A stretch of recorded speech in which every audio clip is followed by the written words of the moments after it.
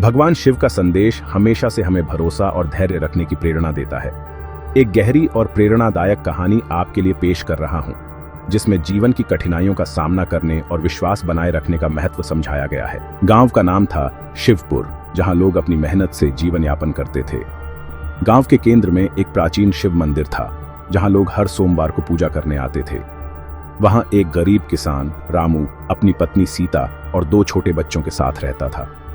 रामू बहुत मेहनती था, लेकिन उसकी फसल हर साल सूखे या बाढ़ से प्रभावित होती थी। एक दिन गांव में एक भयंकर सूखा पड़ा। खेत सूख गए और रामू की फसल बर्बाद हो गई। उसने सोचा कि इस बार उसकी मेहनत का कोई मूल्य नहीं रह गया। उसकी पत्नी सीता ने उसे सांत्वना दी।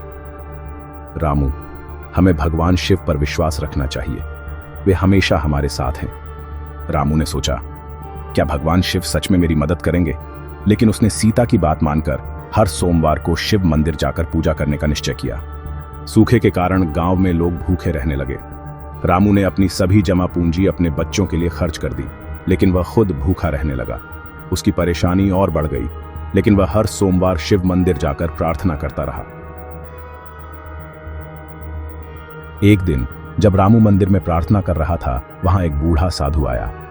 साधु ने रामू की आंखों में चिंता देखी और पूछा, बेटा, तुम इतने परेशान क्यों हो? रामू ने अपनी समस्या बताई।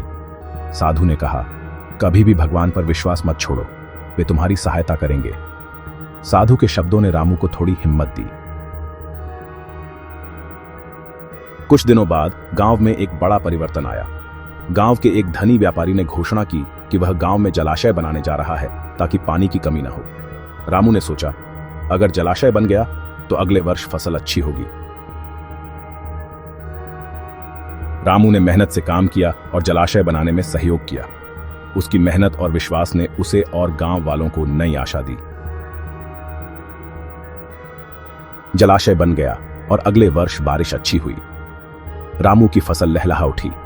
उसने अपनी मेहनत और भगवान शिव पर अपने विश्वास का फल पाया। गांव के लोग भी खुश थे और उन्होंने एक बड़ी पूजा का आयोजन किया। रामू ने अपनी पत्नी सीता और बच्चों के साथ मंदिर में जाकर भगवान शिव को धन्यवाद दिया।